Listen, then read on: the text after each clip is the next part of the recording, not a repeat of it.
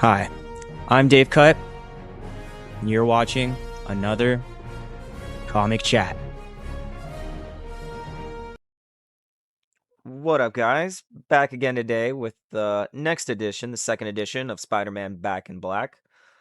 In the first part, we saw Aunt May getting shot, rushed to the hospital, ends up in a coma, and they're saying she's most likely going to die.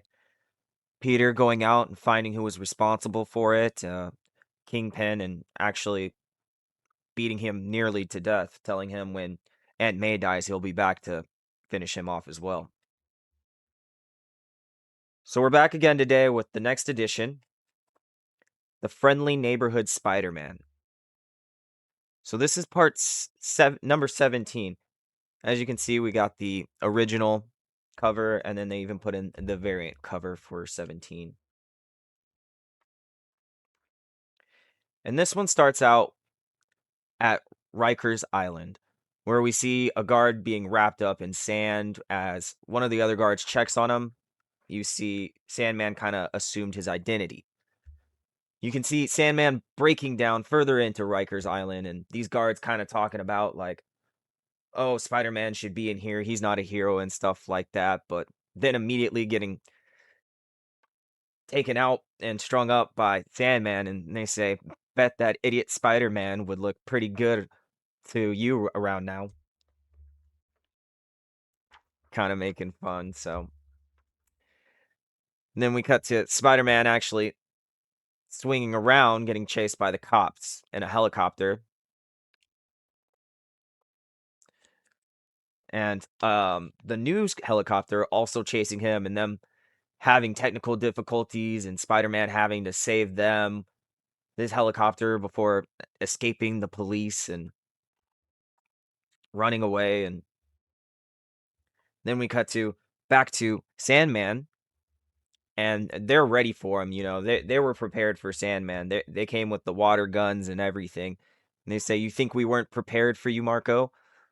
We've got Floyd Baker on ice. You don't think maybe we figured you'd try to break him out?" And Sandman's saying that he's innocent, but obviously they don't believe him. They say, "Tell that to the homeless guy that he murdered." And him kind of saying, like, "Oh, he's not a murderer. He doesn't murder people," before, kind of escaping down like a drain into the sewer and out to the sea. Then we cut to Midtown High, New York City, where we see Peter falling asleep at his desk. He's an assistant coach for Flash Thompson now, and he Flash kind of catches him sleeping at his desk, and he's like, "What's going on?" And Peter's kind of telling him about the troubles he's going through. It's a money problem, obviously, but Flash doesn't know it's Peter. Peter's still wearing that disguise and hasn't told Flash yet that at night he still dresses up as Spider-Man and runs away. But suddenly, as Peter's walking out the door, Flash throws a ball at him, and Peter sends it flying right back at him and hits him in the gut. And Flash tells him, ever since you went public, you totally suck at keeping yourself under wraps. How are you doing the disguise? And he tells him, "Oh, it's a hologram, Stark's technology." And Flash is actually seems to be a pretty good guy. He tells him, like, "Hey, if you need a place to crash, you can crash at my place. I get it." But then we see, as soon as Peter leaves, Flash gets on the phone with someone and is like, "Hello? Yeah, hi, Flash Thompson here. Got something I need to tell you. Something I think is gonna pay off pretty big. So maybe betrayal? We don't know yet." But we see Peter, kind of unwinding at 327 Ninth Avenue, apartment 4, Flash's apartment, kind of unwinding, unpacking, and settling in when his spider sense goes off and Sandman suddenly appears in Flash's apartment. And, Peter immediately tries to web him, but he was like, "Yeah." And Sandman's like, "Knock that off. That's not going to work." So he goes immediately for fighting, and he tells him, "I'm not here to fight you. I need your help." But, Spider-Man's like, "You're kidding, right?" He has his own problems. He's got his own family to deal with, that,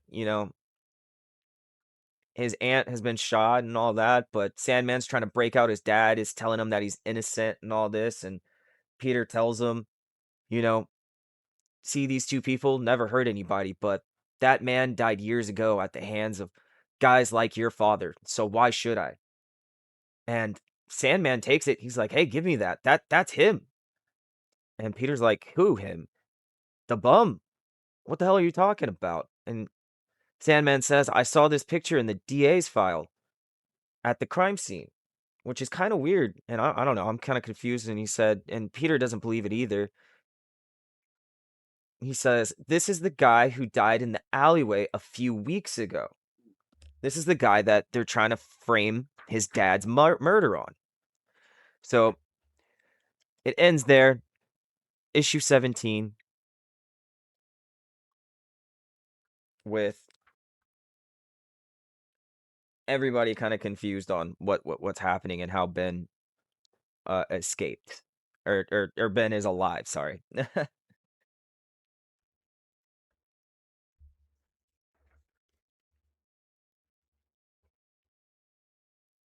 Friendly Neighborhood Spider-Man, number 18.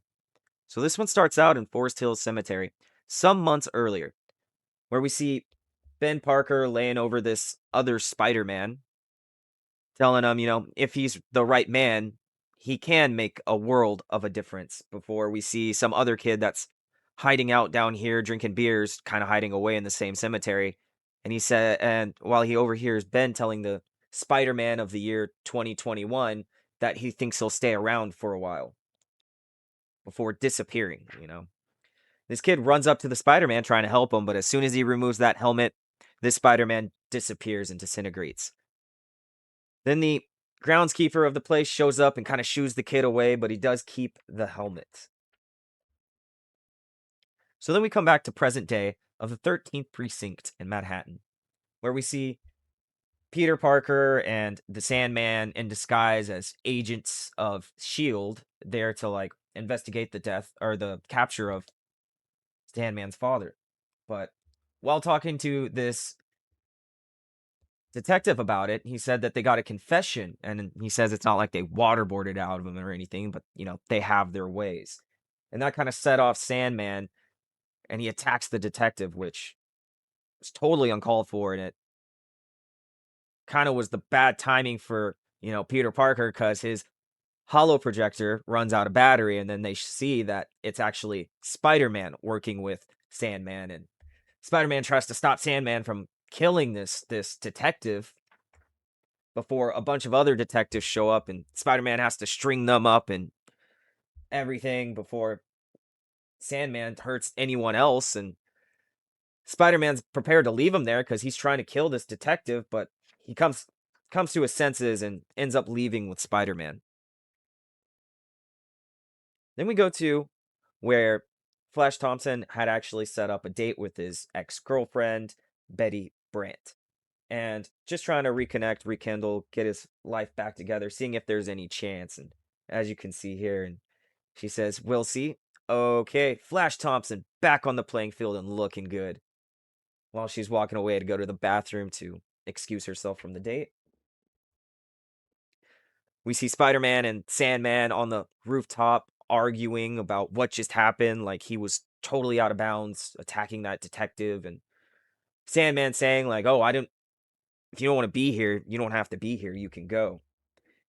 And Spider-Man telling him, "I've only known two Uncle Bens in my life, and one appeared months ago, and the other one has been exactly where the same place, he's been since he died." And Sandman's like, "Are you sure about that?" And Spider-Man's like, "You know what? Might as well. Let's go check it out, see if he is still buried there." So we flash to Betty Brant in the bathroom, and what seems to be a ton, thousands of spiders just coming out of the stall, and she's freaking out. Everybody in the restaurant hears her as she escapes the bathroom. She's trying to tell the manager, "We got to get this place shut down. It's a health hazard. There's maybe thousands of spiders crawling out of the toilet."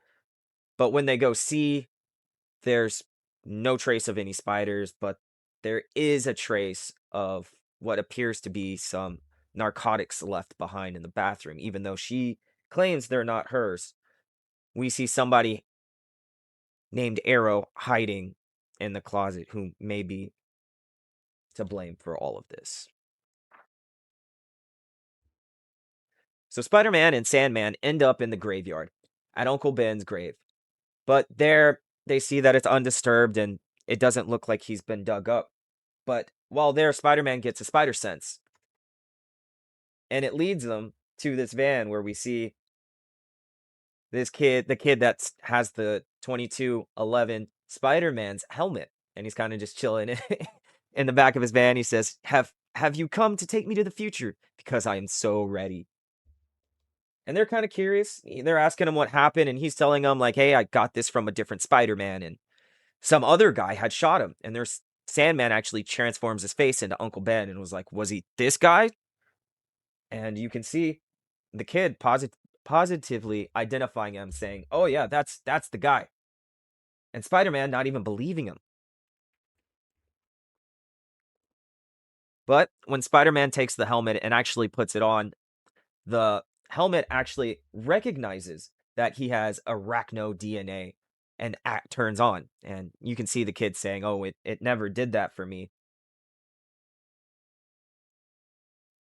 And then the helmet actually shows him replay of, that night, and that's when he actually gets to see that, hey, that was Uncle Ben. He was there, he did shoot him. But the helmet also says, "Would you like me to lead you to the subject?" And that's where Spider-Man says, "You bet your affirmative butt I do." And then they're off to find this new Ben Parker to see who he is.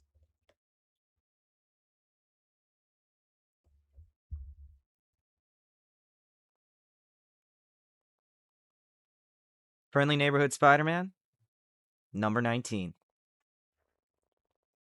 So this one starts out in Midtown High, New York City, where a janitor hears a kid calling from, the AV room, telling him that Peter, oh, he means Spider-Man, told him to hide there until everything was safe.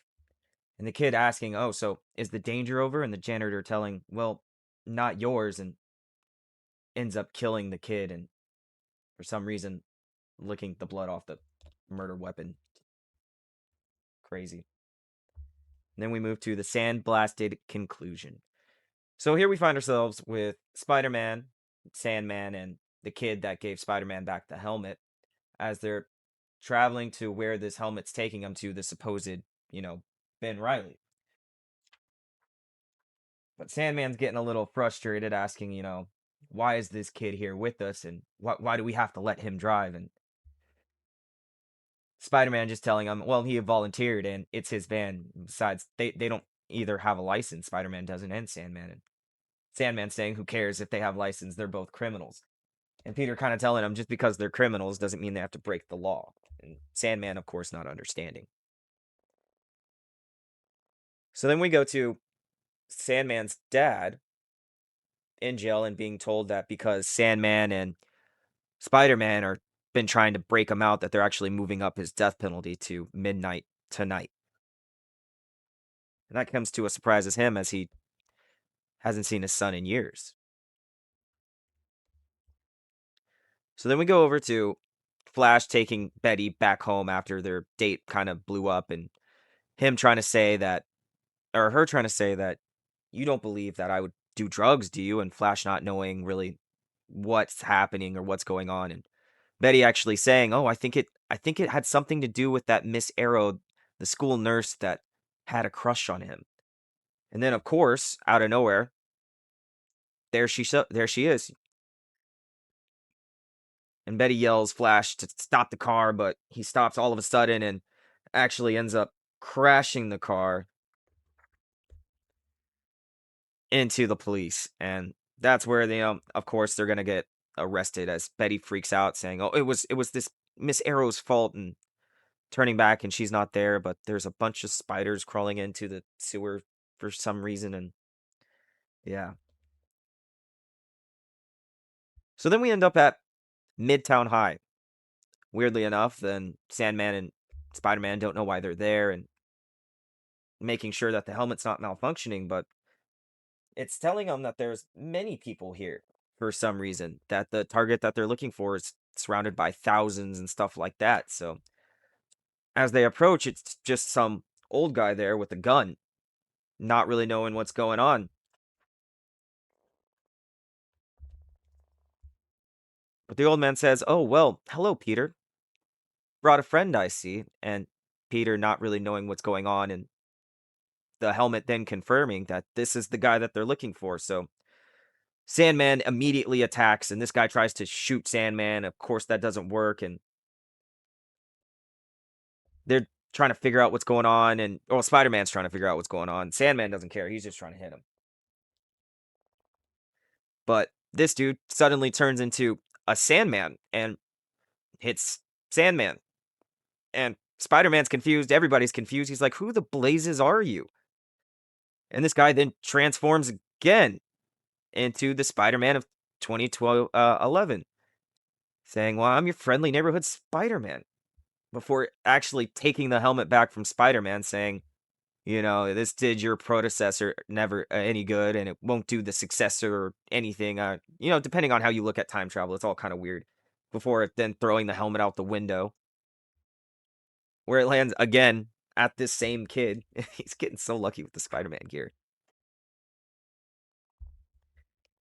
And then this guy transforms again back into Uncle Ben. And Spider-Man just saying, like, "Who the hell are you?" And him saying, like, "Use your intellect. You can figure this out." And Spider-Man just kind of thinking about everything. He's like, "Well, since there's been a future Spider-Man and a future Hobgoblin, why can't there be a future Chameleon?" And that's when he says, "Why not indeed?" And he says he escaped with Hobgoblin and the forgotten and that was forgotten in their own time, and he'll carry their memory forever. And then Spider-Man kind of asking, like, why did you do that? Why did you frame Sandman? And he was like, "It was easy, because he got some sand in his mouth, and he can turn into anybody. He gets any part of their DNA." So he got Sandman's DNA, and Sandman asked, like, "And why did you frame Floyd Baker?" And Chameleon says, "I have absolutely no idea who that is." Okay, so stick with me here, because this gets a little confusing.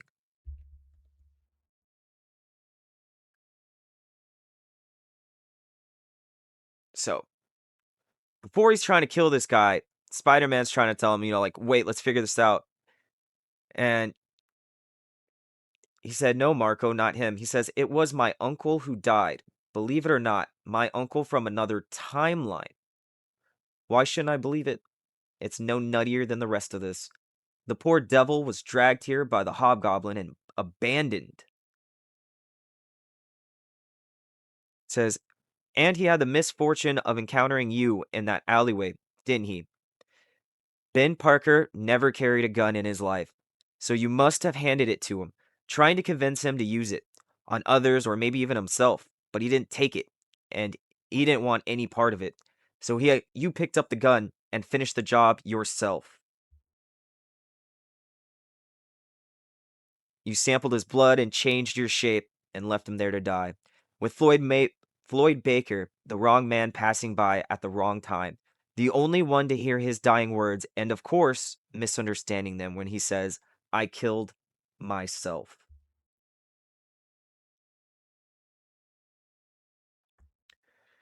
And of course, him saying, "Oh, you never disappoint," the Chameleon saying, "You never disappoint. And Spider-Man saying, "What kind of person would do that?" And the Chameleon saying, "Person? Person? Who said he's any person?" And turns into, like, literally a demon.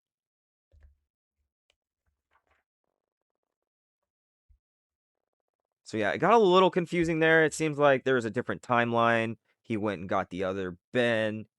Like I said, it gets kind of confusing. Shapeshifted into Ben, traveled into. This dude's been traveling through time and shapeshifting a lot. So they're getting ready to put, the electric chair on Sandman's dad, while, Sandman and Spider-Man are still trying to fight this guy that's actually responsible for it, when the kid with the helmet runs in, tries to help him before realizing, they're fighting a demon, and was like, "Forget this," and ends up just tossing the helmet to Spider-Man that he uses to place on the Chameleon's head. And says, "Helmet, administer justice." And the helmet acknowledges and says, "The form of poetic justice chosen, poetic justice implemented." And you can see them both getting shocked, Chameleon and, Sandman's dad at the same time, and as the helmet activates. And then you see that it actually worked. You know, the Sandman in the chair is dead, but we see the person in the chair is actually not the Sandman anymore. It's actually the Chameleon. And the Sandman was switched in his place. Not knowing what happened or who just saved him because he's not really met his son. Yeah, so he says, "So Flint, I hear you're yeah, that I am." That he's your son. So that helped, that all worked out, and then we see down here that Miss Arrow has been watching the whole time. And that was the conclusion of Sandblasted. So we do have another chapter left. That'll be the chapter of Miss Arrow, and we'll give her her own video because it does get super crazy there. But love the Sandman story. We'll be back with more. Till next time, guys.